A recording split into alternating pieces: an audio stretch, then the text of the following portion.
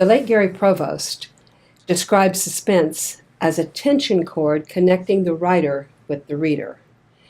What I've learned through writing suspense is that this tension cord is fashioned from the reader's emotions. When a key character is worried or afraid, the reader is worried or afraid and will keep reading until the emotion is dissipated or resolved.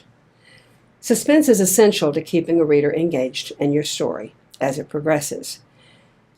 From the moment a storyteller says, "Once upon a time," we wait suspended for the next part of the story. Emissary, a thriller, is anchored in the United States by its cop hero, but the secondary character is an extraterrestrial from a planet whose sun has gone supernova. The book has international political intrigue, as well as a heartfelt story of a young emissary desperate to save his race. The thriller should appeal to science fiction fans as well as to people who prefer their homegrown suspense. Yet grabbing the attention of these two very different readers at the same time required a carefully plotted setup. Surprise is a good thing, but not the surprise of having an alien appear unexpectedly in your cop thriller, especially if you're not particularly keen on science fiction. At any rate, I handled the problem by adding a single line in italics above the introductory paragraph. And I think it works. Here's how Emissary opens. Day 1, Chapter 1. 80 million miles from Earth, a ship aims its transfer beam at Air Force One. Addison Hale, returning from her first campaign speech for re-election, swept back the fall of gray blonde hair that typically covered her scars, lifted a teacup bearing the presidential seal, and wished the tepid liquid might magically turn into 80-proof scotch. True, she wasn't much of a drinker, but the tedious, overwritten brief in her lap might actually go down smoothly with a whiskey chaser. Cold tea, 16-hour workdays, and nasty thrumming headaches came packaged with all the glory of the presidential chair. Never a spare moment. Yet, never a dull one either. So, with the addition of that single line, the book opens by introducing the science fiction factor and the earthly setting, while also planting seeds of suspense. What's being transferred from that spaceship? What will happen to the president? And where did she get those scars? Not too bad for a total of 93 words.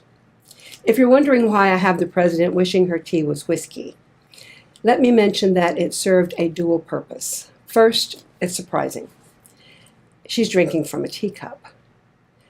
And the idea of 80-proof scotch drops in at the end of a sentence, also at the end of a paragraph, an ideal placement for surprise.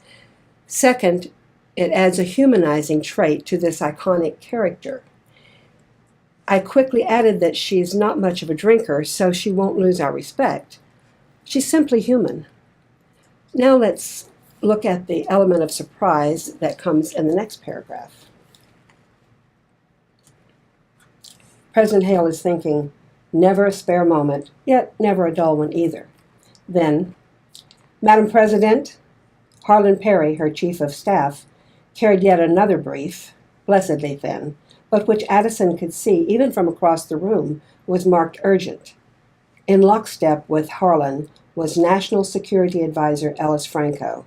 Not a good sign. So, the urgent brief certainly gets our attention. And as soon as the National Security Advisor is introduced, we know that this probably means trouble. And we know it from those four little words in the president's point of view. Not a good sign. And so in this half-page opening, we learn that the president is a key player. She's running for re-election, a critical time for all elected officials. She's weary from the pressures of her job. There's a spaceship aiming a transfer beam at her, and NSA has brought her an urgent brief. adding up to a lot of problems for President Hale, and a big dose of suspense for our reader.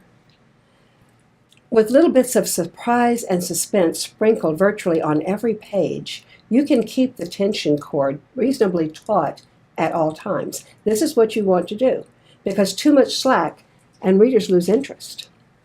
And while sudden tension can add surprise and re-engage a reader, applying too much tension too fast can jerk a reader right out of the story.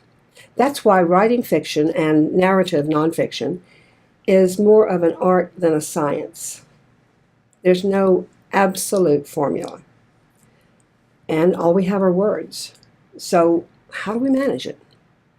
Well, next I'll give you a step-by-step process for suspense, plus a few pointers.